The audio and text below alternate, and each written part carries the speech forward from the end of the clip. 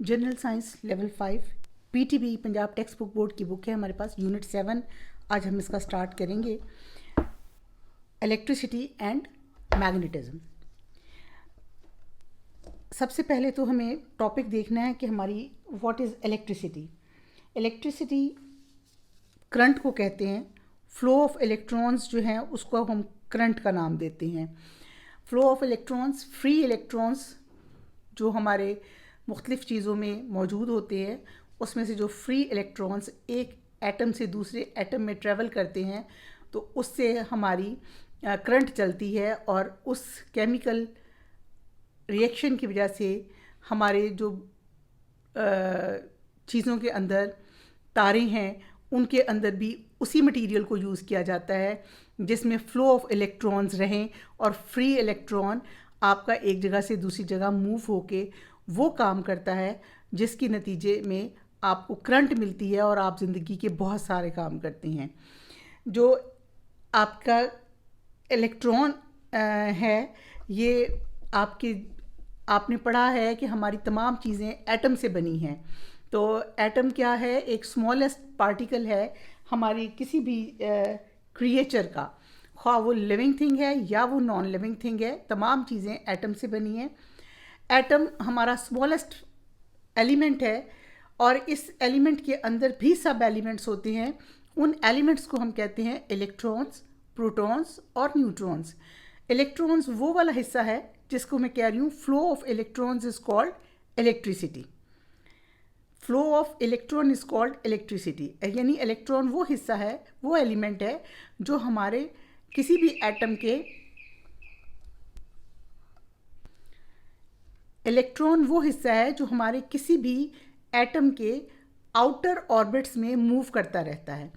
ये ऑर्बिट्स इस तरह ही होते हैं जैसे सूरज के गिर्द हमने सोलर सिस्टम जब पढ़ना शुरू किया, शुरू से सोलर सिस्टम में हम देखते हैं कि दरमियान में सूरज है और उसके इर्द गिर्द तमाम जो हैं आपके प्लैनेट्स मूव कर रहे हैं, और वो ना उसके अंदर गिरते हैं ना उससे बाहर निकलते हैं, एक ख़ास ऑर्बिट में मूव कर रहे हैं। और वो ऑर्बिट किस वजह से है कि उसके अंदर एक ख़ास उसकी तरफ कशिश है सन की, जिसने उन तमाम चीज़ों को अपने दायरे में रखा हुआ है। और जो सबसे करीब वाला ऑर्बिट है वो इसलिए करीब है कि वो उसके सबसे ज़्यादा करीबी कशिश में है, और ऐसे दूर होते होते आखिरी ऑर्बिट का मदार या सर्कल या ऑर्बिट बहुत बड़ा हो जाता है।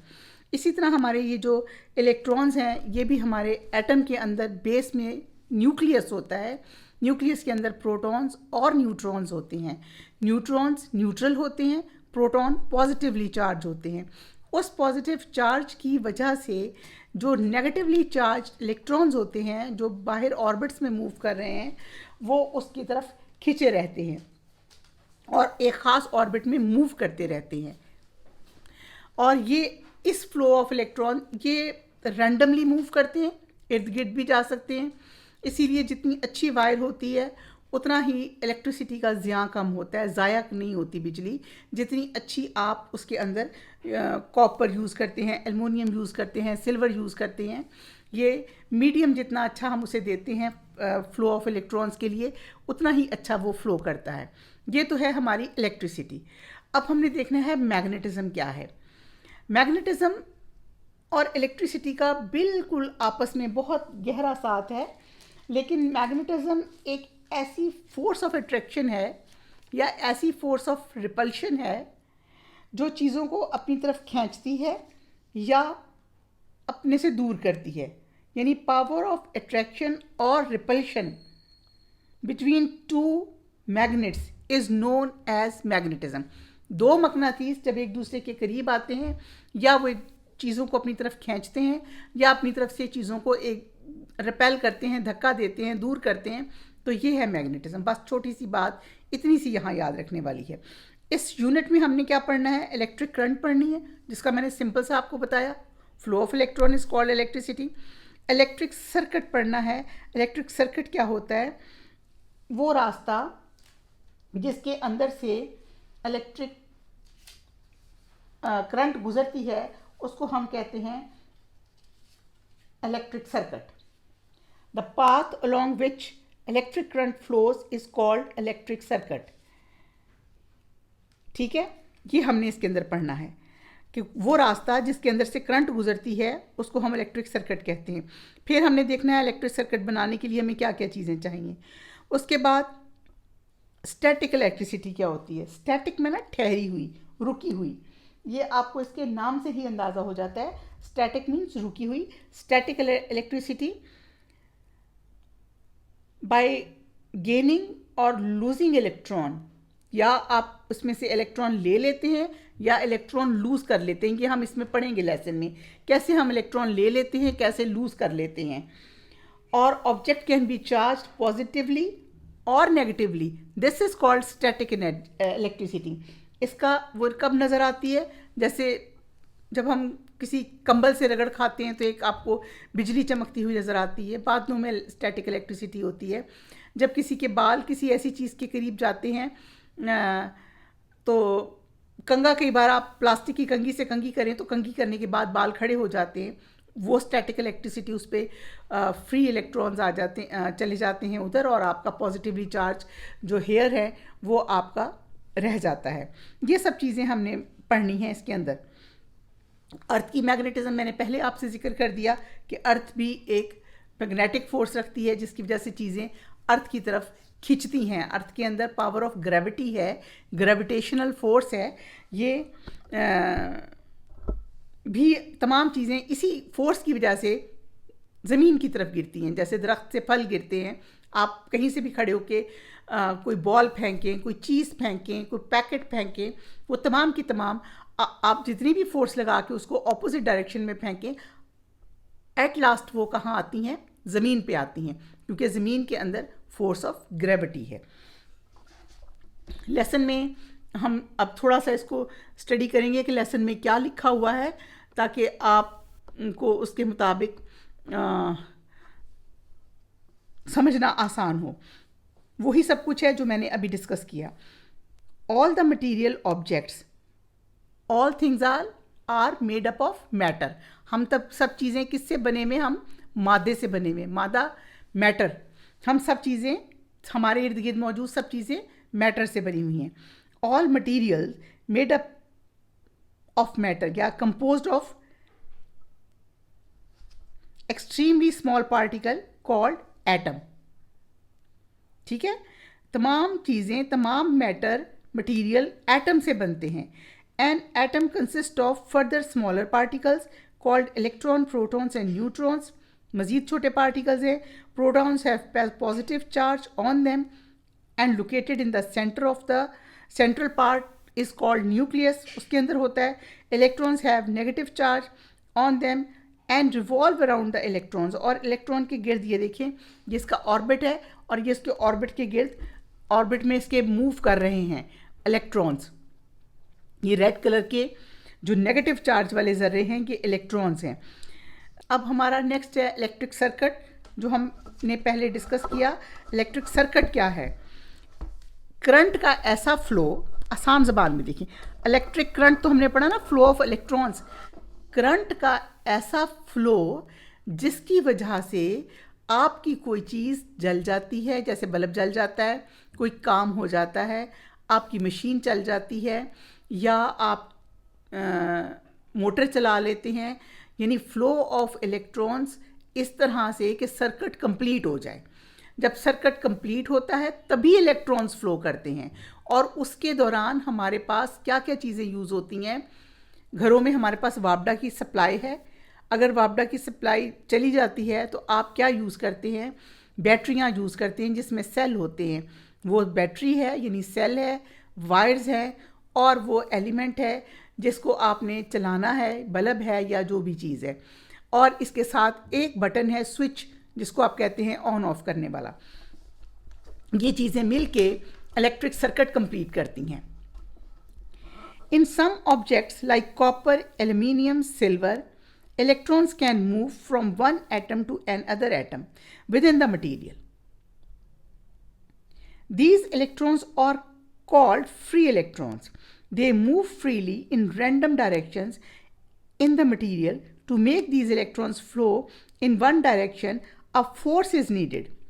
इन इलेक्ट्रॉन्स को तार के अंदर, तो आपने एक एटम है, उसके वो एटम से बना है तार जिसके अंदर से हम फ्री इलेक्ट्रॉन गुजार रहे हैं, और उसके अंदर जो फ्री इलेक्ट्रॉन्स हैं उसको चलाने के लिए हमें एक फोर्स चाहिए।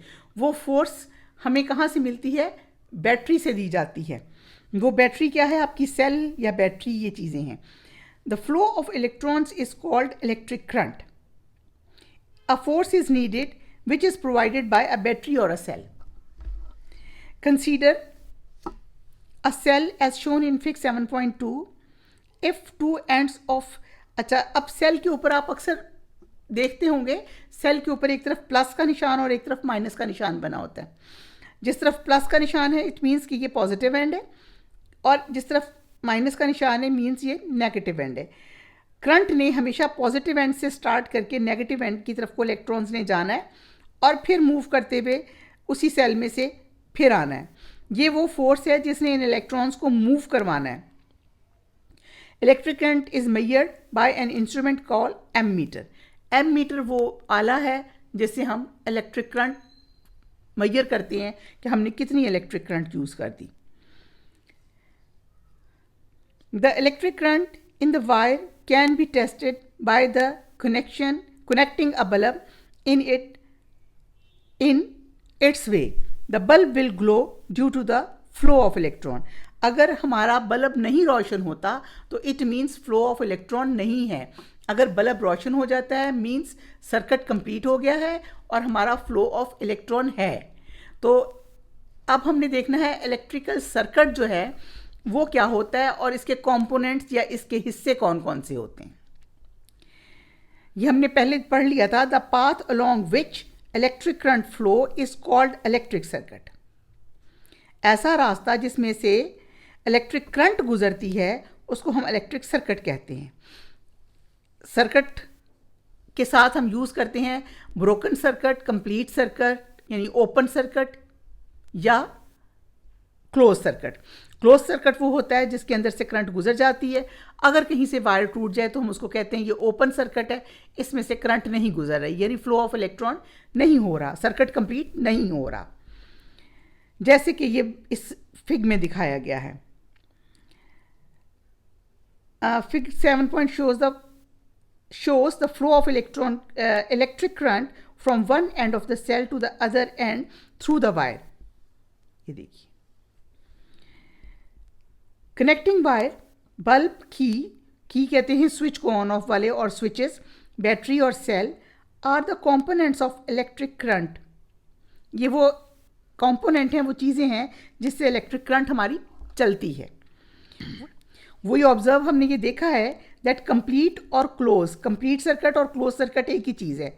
Circuit is needed electric current to flow. When the current passes through the electric components such as bulb, it glows up. After passing through the bulb, electric current enters the battery at its negative end. वो फिर battery में दाखिल होता है उसके negative and की तरफ। ये पिक्चर देखिए, इसके अंदर ये कंपोनेंट्स दिखाए गए हैं आपको, और ये आपको बताया गया है कि ये कंप्लीट सर्किट है, इलेक्ट्रिक सर्किट बनाया गया है। और ये इलेक्ट्रिक सर्किट में अगर बल्ब जल रहा है इसका मतलब है कि आपका इलेक्ट्रिक जो सर्किट है वो कंप्लीट है। अगर बल्ब बुझा हुआ है तो या तो कहीं वायर ठीक कनेक्टेड नहीं है, या वायर अंदर से डैमेज है, या बल्ब ख़राब है। अगर बल्ब नहीं जल रहा तो इट मीन्स या बल्ब ख़राब भी हो या बल्ब होल्डर से आप उतार भी दें तो भी इलेक्ट्रिक सर्किट कंप्लीट नहीं होता, क्योंकि बल्ब के अंदर भी एक एलिमेंट लगा हुआ है जहाँ से करंट गुजर कर दोबारा इधर जाती है, लेकिन जब करंट वहाँ आती है तो वो रोशन हो जाता है। वो उस एलिमेंट की खूबी है, वरना अगर वो एलिमेंट ना हो, कोई और चीज़ हो, तो ज़रूरी तो नहीं कि बल्ब रोशन होगा। बल्ब रोशन होने के लिए बल्ब के अंदर लगाया गया एलिमेंट वो एलिमेंट है जो फ्री इलेक्ट्रॉन्स की मौजूदगी में रोशन हो जाता है। अब वो बल्ब इजाद पहले 100 वोल्ट का बल्ब की थोड़ी सी लाइट होती थी, अब जूं साइंस तरक्की करती जा रही है, अब 100 वोल्ट से बहुत ज़्यादा लाइट ली जाती है। अब ट्यूबलाइट्स में और बल्ब्स में वो एलिमेंट लगाए जाते हैं जो 100 वोल्ट पे बहुत ज़्यादा लाइट देते हैं। अच्छा जी, ये आपको बताया गया है ओपन सर्किट और ये बताया गया है क्लोज सर्किट। वही बात, क्लोज सर्किट जुड़ा हुआ है, बिल्कुल बल्ब रोशन है, ओपन सर्किट में ये नहीं है। Fuses and it's uses. Fuse क्या होती हैं और उनका इस्तेमाल क्या होता है। फ्यूज़ हम उस चीज़ को कहते हैं जो एक छोटा सी चीज़ आप अंदर लगाते हैं किसी भी करंट की फ्लक्चुएशन के दौरान किसी चीज़ से बचने के लिए कि अगर इससे ज़्यादा करंट आएगी तो वो चीज़ फ्यूज़ हो जाएगी, यानी वो बुझ जाएगी या वो जल जाएगी या वो बीच में से ख़त्म हो जाएगी या वो बर्न हो जाएगी और इलेक्ट्रिक करंट का फ्लो जो है वो टूट जाएगा और हमारी बिजली चलती नहीं रहेगी। इस चीज़ के लिए हम क्या यूज़ करते हैं, फ्यूज़ यूज़ करते हैं। आपने घर में अक्सर देखा होगा सर्किट ब्रेकर या फ्यूज़, ये दोनों तकरीबन सेम चीज़ें हैं, इसकी मुख्तलिफ शक्लें मार्केट में आती हैं। Fuse is a safety device connected in electric circuits. It is a thin metal wire which allows a specific amount of current to flow through it. If the current exceeds the limit, अगर current अपनी हद से बढ़ती है, the fuse wire melts and break the circuit. तो fuse जो wire है वो मेल्ट हो जाती है और सर्किट टूट जाता है। And we say that the fuse has blown up. हम कह सकते हैं कि फ्यूज उड़ गया। The fuse save our electric appliances. Fuse क्या काम करता है? It saves our electric appliances for any damage. The maximum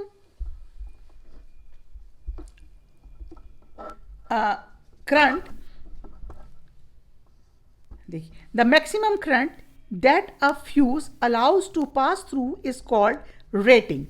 हम कहते हैं ये 32 वोल्ट का है, ये 40 वोल्ट का है, 30 वोल्ट का है, 40 वोल्ट का है या 32 वोल्ट का, जितने भी वोल्ट का हम फ्यूज़ ला के लगाते हैं वो फ्यूज़ की रेटिंग कहलाती है। ठीक है। Fuse of different rating are used for different appliances. Nowadays, circuit breakers are also used at the place of fuses. Fuse में होती थी पतली सी तार लगी हुई, सर्किट ब्रेकर वो जल्दी से ट्रिप कर जाता है या ऑन ऑफ हो जाता है जो ही तार, उसमें वो कोई चीज़ जलती नहीं है बल्कि उसका एलिमेंट उसको ऑफ कर देता है और उससे जब आपका वो बिजली की मिकदार या ज़्यादा बिजली आने की वजह से या कम बिजली आने की वजह से वो ट्रिप कर गया है, तो जब बिजली ठीक हो गई है आप उसको ऑन करें तो वो ऑन हो जाएगा, यानी वो ख़त्म नहीं होगा। लेकिन फ्यूज़ क्या होते थे, फ्यूज़ मेल्ट हो जाते थे, उसको दोबारा लगाना पड़ता था। They have same functions as the fuses. जैसे ये फ्यूज़, ये तस्वीरें बनी हैं देखें, इसमें से बहुत से फ्यूज़ गाड़ियों में, मोटरसाइकिलों में, कारों में, हमारे घरों में यूज़ होते हैं। स्टैटिक इलेक्ट्रिसिटी, ठहरी हुई इलेक्ट्रिसिटी। ठहरी हुई इलेक्ट्रिसिटी का मतलब है ऐसी इलेक्ट्रिसिटी जिसमें फ्लो नहीं है इलेक्ट्रॉन्स का, वो वहीं पर ठहर गई है। We have learn about 2 types of charges, the positive charge and the negative charge. आपने पढ़ा कि हमारी तमाम चीज़ें एटम से बनी हैं। एटम्स में इलेक्ट्रॉन, प्रोटॉन और न्यूट्रॉन है। प्रोटॉन जो हैं वो पॉजिटिवली चार्ज हैं, इलेक्ट्रॉन नेगेटिवली चार्ज हैं। और ये एक एटम में इतने होते हैं कि उसको न्यूट्रल कर देते हैं, जितना पॉजिटिव चार्ज होता है उतना ही नेगेटिव चार्ज होता है। लेकिन अगर उसमें से नेगेटिव चार्ज निकल जाए तो चीज़ पॉजिटिवली चार्ज हो जाती है, अगर पॉजिटिव चार्ज कम हो जाए तो चीज़ नेगेटिवली चार्ज हो जाती है। इसकी मिसाल जो मैंने आपको बताई थी, हम साथ साथ पढ़ते हैं ताकि आपकी रीडिंग भी कंप्लीट हो जाए। Positive charges, negative charges. Positive charges appears on an object when it loses electron. क्योंकि इलेक्ट्रॉन लूज करेगा तो पीछे क्या रह जाएगा, प्रोटॉन ज़्यादा रह जाएंगे, तो प्रोटॉन पॉजिटिवली चार्ज हैं। Negative charge appears on an object when it gains some extra electrons. By gaining और losing electron an object can be charge. This is called static electricity.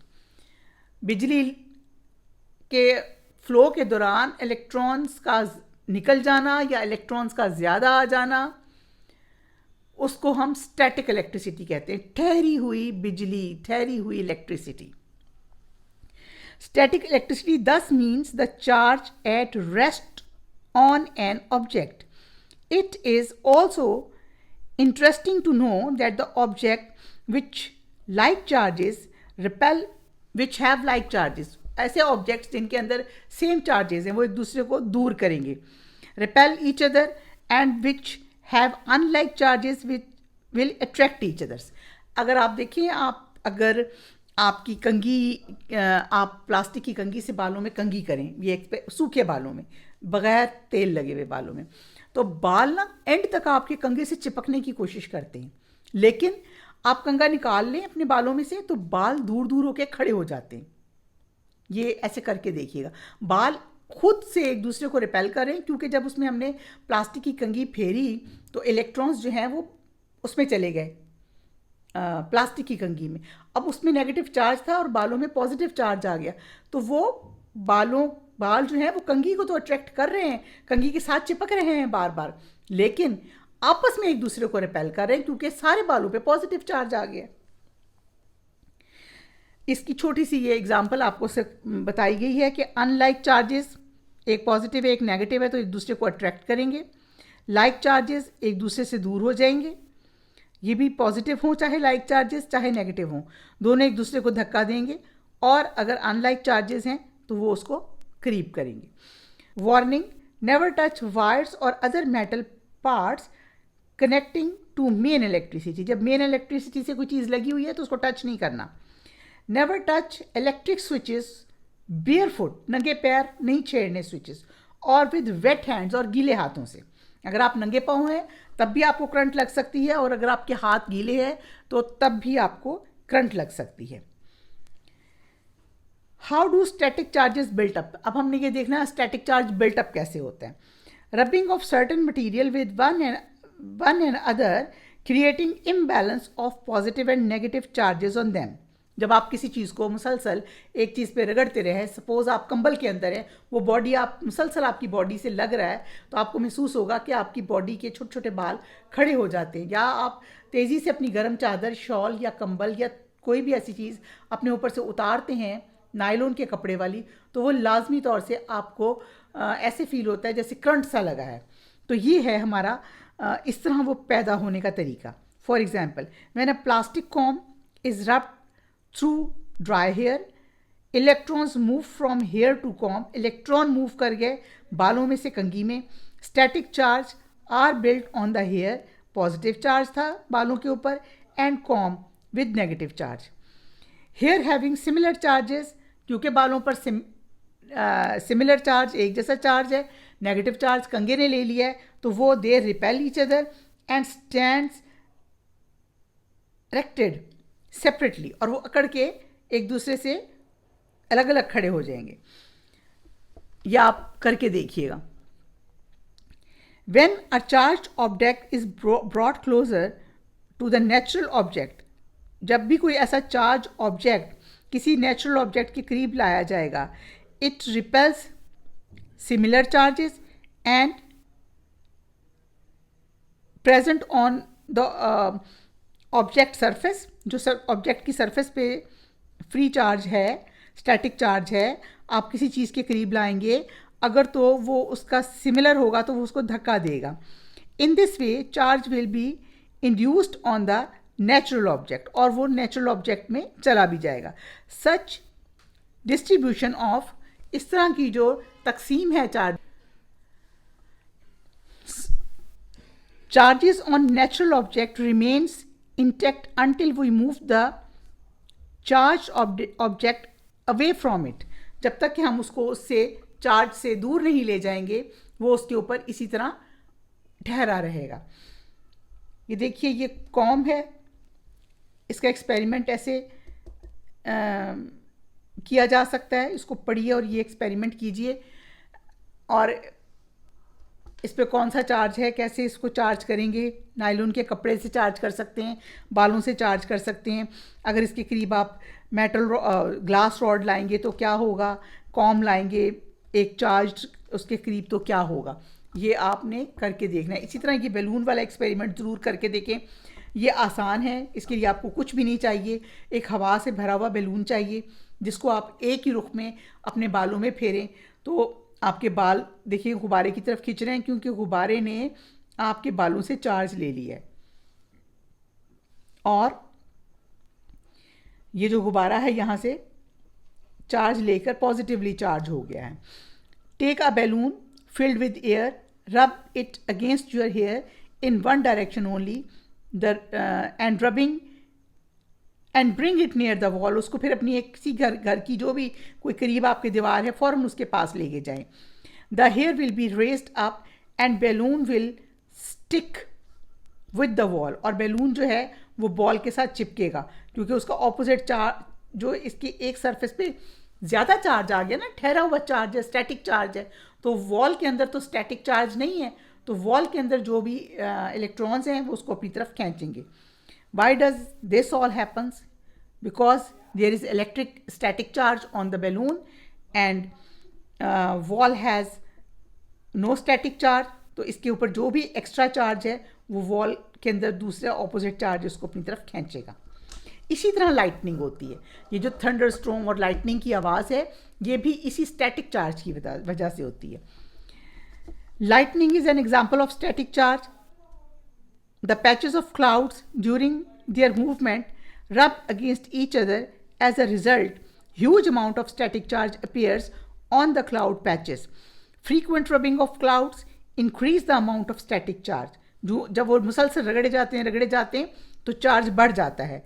When two highly oppositely charged clouds, फिर जो highly oppositely charged clouds हैं जब वो एक दूसरे के करीब आते हैं तो flash of light appears and a clicking sound is produced, a clap of thunder, और बिजली चमकती है और एक बहुत बड़ा थंडर बनता है क्योंकि वो ऑपोजिट चार्ज एक दूसरे के करीब आए हैं. अब वही आ गया इलेक्ट्रोमैग्नेट. इलेक्ट्रोमैग्नेट हमने मैग्नेट के बारे में पढ़ा. मैग्नेट क्या है? मैग्नेट एक ऐसी पावर है जो या तो चीज़ों को अपनी तरफ खींचती है और या एक चीज़ों को अपनी एक दूसरे से दूर करती है. तो इसमें हमने देखना है इलेक्ट्रोमैग्नेट. इलेक्ट्रोमैग्नेट इसलिए कि मैग्नेट बिजली के अंदर भी फ्लो ऑफ इलेक्ट्रॉन होता है. वो फ्लो ऑफ इलेक्ट्रॉन्स आपने ऊपर देखा कि गुब्बारे के अंदर से को आपने बालों से लगाया तो जो आपके पॉजिटिव चार्ज थे उसने वॉल के साथ चिपकना चाहा. इसी तरह जब आप किसी भी चीज़ को फ्लो ऑफ इलेक्ट्रॉन देकर नेगेटिव चार्ज करते हैं तो वो चीज़ों को अपनी तरफ खींचेगा. कोई भी चीज़ आप मेटल की उसके पास रखेंगे, फ्री इलेक्ट्रॉन्स मेटल्स के पास ही ज़्यादा होते हैं, प्लास्टिक के पास नहीं होते. प्लास्टिक तो चीज़ों से एक चीज़ ले लेता है या स्टैटिक एनर्जी उसके अंदर स्टोर हो जाती है, फ्लो ऑफ इलेक्ट्रॉन्स नहीं होता. There is a close relationship between electric current and a magnetism. Let us perform an activity to understand the relationship between electric current and magnetism. देखिए एक wire है, एक कील लिया, उसके ऊपर एक कॉइल जो है तार का लपेट दिया और उसको करंट दिया. करंट देते ही उसने ये क्लिप उठा लिए. अगर आप इसकी करंट बंद कर देंगी तो वो क्लिप छोड़ देगी क्योंकि इसके अंदर इलेक्ट्रॉन्स की तादाद जब बढ़ जाएगी, फ्लो ऑफ इलेक्ट्रॉन्स आ जाएंगे तो वो मेटल की चीज़ को अपनी तरफ खींचेंगे. सिर्फ इतनी ही साइंस है इसकी. अच्छा, जो कील वाला हमने एक्सपेरिमेंट किया उससे क्या देखा? We observe that when electric current passes through a wire would around the nail, wound around the nail starts to attract the iron clips. Thus we conclude that an iron nail or a rod become magnet when electric current passes through the coil wound around it. Such magnet is called electromagnet. यानी बिजली का मकनातीस बन गया क्योंकि मकनातीस वो चीज़ है जो चीज़ों को खींचती है या रिपेल करती है. तो यहाँ हमने इलेक्ट्रिक मैग्नेट बना लिया उसको. और इलेक्ट्रिक मैग्नेट का इस्तेमाल हम बहुत सारी जगहों पे करते हैं. हमारे घर की घंटी जो है, जब आप बटन दबाते हैं उसके अंदर से करंट गुजरता है, तार लगी हुई होती है बाहर घंटी के स्विच को. जब आप उसको दबाते हैं तो उसमें से करंट सर्किट पूरा होता है और घंटी के अंदर जो एक रॉड लगी हुई है वो उसके ऊपर जो एक बॉल सा लगा उसको मेटल की बॉल को टकरा के कोई भी साउंड पैदा करती है. अब तो मुख्तलिफ साउंड्स बना ली हैं, मुख्तलिफ तरीके से उनको कर लिया है. पहले ज़माने में एक बड़ा सा घंटा होता था, उसके साथ एक रॉड के साथ एक स्टील का बॉल लगा होता था.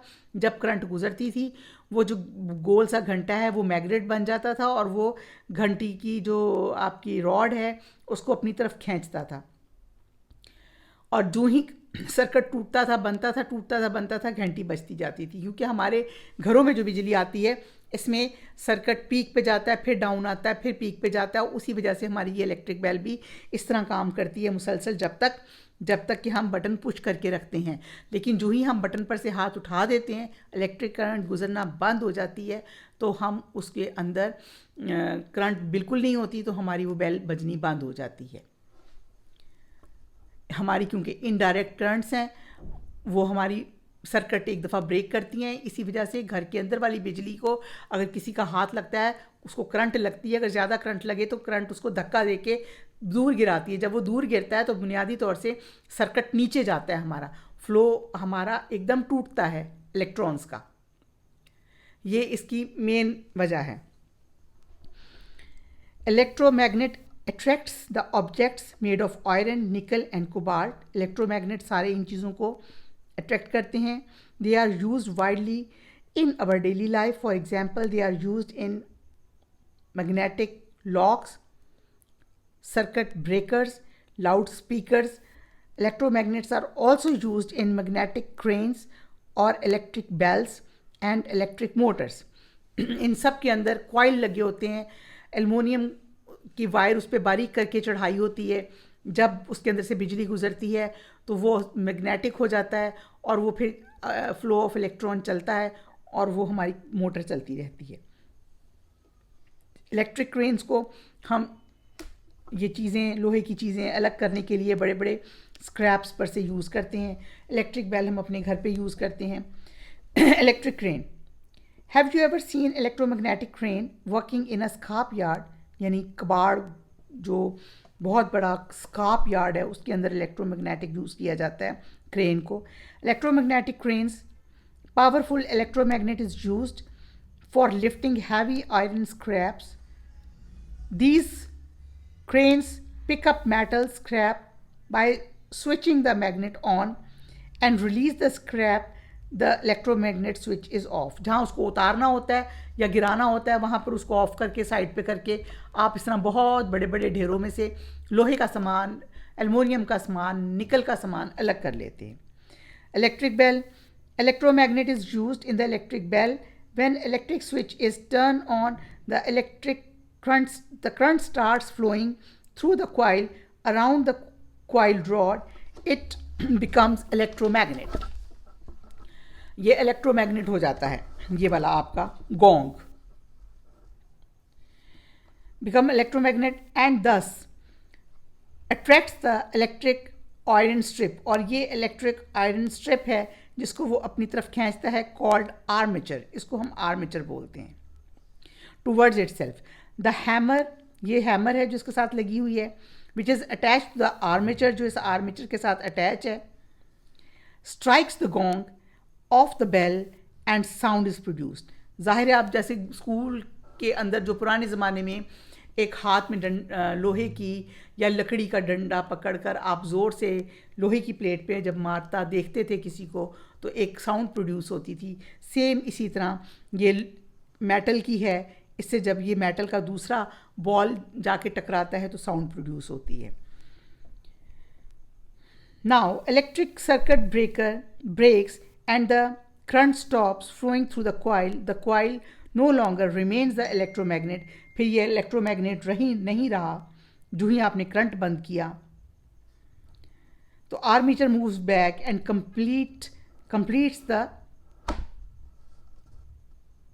circuit again. The same action is repeated and the hammer continue to strike the gong as long as the switch is kept on. जैसे जैसे स्विच ऑन रहेगा तो वो ऐसे ही घंटी बजती रहेगी. ये मैग्नेट कंपस है जो नॉर्थ टू साउथ रास्ता देखने के लिए हमारे काम आती है. जहाज़ों में जब समुद्रों में लोग सफ़र करते हैं लंबे सफ़र पे, एरोप्लेन्स पे, तो ये रास्ते के लिए इसी को यूज़ किया जाता है.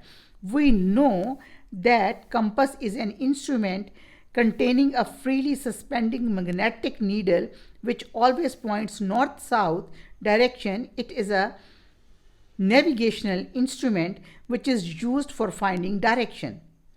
Compass is also used to locate the direction of Qibla. Fill in the blanks with suitable words. Electrons, bulb, switch, circuit, magnet, fuse, charges. ये वर्ड बैंक हमें दिया हुआ है. इनको ये सुटेबल वर्ड्स लगा के हमने ये फिल इन द ब्लैंक्स करने. Electrons can move in a metal wire, metal wire में इलेक्ट्रॉन्स मूव कर सकते हैं। A switch makes the circuit flow in a circuit, current flow in a circuit. Switch जो है वो करंट का flow करता है उसके रास्ते में। सर्किट क्या होता है? वो रास्ता होता है जिसमें से करंट गुजर रही है। अब magnet poles iron pieces only, magnet जो है सिर्फ आयरन पीसेस को अपनी तरफ खींचता है। A fuse is used in the electric circuit for safety, fuse electric circuit की सेफ्टी के लिए यूज़ होता है। यहाँ magnet pulls iron pieces only, आप सोचेंगे कि और भी बहुत सी धाती चीज़ें हैं जिनको वो खींच लेता है, लेकिन क्योंकि वर्ल्ड बैंक में हमें आयरन दिया हुआ है तो हम यहाँ पे मैग्नेट, और यहाँ आयरन दिया हुआ है तो हम मैग्नेट का वर्ड यहीं ला सकते हैं। Thunder clouds have positive charge on them. Electrical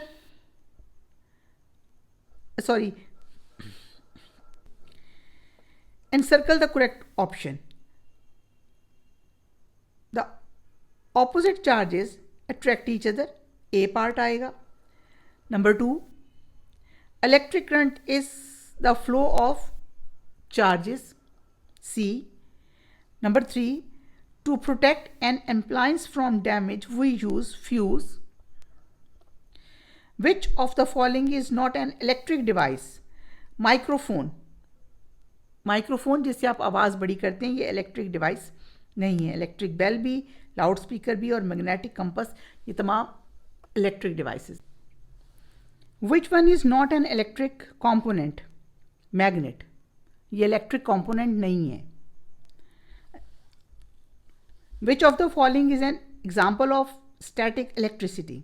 lightning, बिजली का चमकना, बादलों के गरज के बाद जो बिजली की चमक आपको नज़र आती है, लाइटनिंग जो आपको पहले नज़र आती है, वो है आपकी स्टैटिक इलेक्ट्रिसिटी की मिसाल। The force needed for electric charges to flow in a circuit is cell, force जो हम यूज़ करते हैं सर्किट में से बिजली गुजारने के लिए वो है सेल या battery. Which of the following is the correct figure for closed circuit? जिसका बल्ब जल रहा है that is the correct figure for closed circuit. बाकी सबका क्लोज्ड सर्किट नहीं है, ये हम सब पीछे डिस्कस कर आए हैं। Which of the following is used as a safety device in an electric circuit? Circuit breaker. Which is the best material for making an electromagnet? Iron. Electromagnet बनाने का बेस्ट, बिजली का मैग्नेट बनाने के लिए बेस्ट मटेरियल कौन सा है? आयरन है। Name 3 examples of magnetic material? Iron, nickel, cobalt. Electromagnet device, cranes, electric bell, electromagnet है जिसके अंदर, electric motors. Define the following. Electric current, electric current क्या होती है ये आपने सिर्फ इतनी सी चीज़ की डेफिनेशन देनी है कि इलेक्ट्रिक करंट हम इसको किसको कहते हैं। ये देखिए, the flow of free electron is called electric current. दूसरा है आपका electric circuit, electric circuit, the path along which electric current flows is called an electric circuit. Number 3 देखिए, static electricity, static, by gaining or losing electrons an object can be charged, this is called static electricity. Number 4 है आपका electromagnets, बिजली के magnets क्या होते हैं? electromagnet, an iron nail or a rod become an magnet when electric current passes through the coil wound again around such a magnet is called electromagnet. ये आपके question number 4 complete हो गया। Question number 5, explain with the help of diagram close circuit और open circuit. ये जो आपका इसके साथ ही पेज पर आप पिक्चर एक बनाइए लाइटेड बल्ब वाली, उसमें येलो कलर कीजिए, एक ये पिक्चर बना लीजिए जिसके अंदर सर्किट टूटा हुआ है और उसका बल्ब नहीं जल रहा। ये आपकी क्लोज्ड सर्किट और ओपन सर्किट की पिक्चर है। What is a fuse? Describe it's uses. Fuse क्या है? Fuse is a safety device, ये तो हम बार बार पढ़ चुके हैं। और इसके इस्तेमाल क्या हैं? Fuse is a safety device connected in electric circuit. और इसके यूजेस हैं, we use fuse in different electrical appliances for safety. Nowadays circuit breakers are also used at the place of fuse. ये हमारा क्वेश्चन 7.6 का complete answer है। Question 7.7 देखिए, how do static charge built up? Static charge किसी चीज पर कैसे बनाया जाता है? Rubbing of certain materials with one another create imbalance of positive and negative charge on them. For example, when a plastic comb is rubbed through dry hair, electrons move from hair to comb. Static charge are built up on the hair, positive charge, and on the comb, negative charge. Hair having similar charges repel each other and they attach with the comb. This is because of opposite charge. अच्छा, 7.8 question है, you are given a small bulb, name other components you need to light it up. आपको और क्या चाहिए? आसान सा question है। Wire, switches, batteries यानी सेल या battery, we need to complete the circuit to light the bulb. Last, when two clouds come closer to each other lightning is produced. Why? जब दो बादल एक दूसरे के करीब आते हैं तो बिजली चमकती है, क्यों? Frequent rubbing of clouds increases the amount of static charge on them. When the highly oppositely charged clouds collides, a flash of light appears and a clicking sound is produced as a clap of thunder. Static charge आता गया बादलों पर, और जब वो opposite charge के बादल एक दूसरे के करीब आए मूव करते हुए और वो एक दूसरे से टकराए तो बिजली भी चमकेगी और थंडर भी पैदा होगा। ये सिर्फ इतना सा लेसन है। हमारा नेक्स्ट लेसन जो है वो हम अपनी किसी एक वीडियो में ऑक्सफोर्ड की बुक के साथ बहुत अच्छी तरह डिस्कस कर चुके हैं। इसके बावजूद हम देखेंगे इसको कैसे डिस्कस करना है, वरना इसकी सिर्फ एक्सरसाइज आपको सॉल्व करके अपलोड कर दी जाएगी। अगर कुछ ज़रूरी है, आपको कोई चीज़ समझ नहीं आ रही, तो सोलर सिस्टम के नाम से हमारा ये लेसन अपलोड हुआ है। आप सोलर सिस्टम लिखेंगे तो उसके अंदर बहुत सी चीज़ें आ जाएंगी। मे बी इसके अंदर कुछ क्वेश्चंस ऐसे हों जो उसके अंदर डिस्कस ना किए गए हों, तो वो हम डिस्कस कर देंगे। अदरवाइज़ लेसन का भी एक थोड़ा ब्रीफ सा व्यू आपको दिया जाएगा। Thank you very much.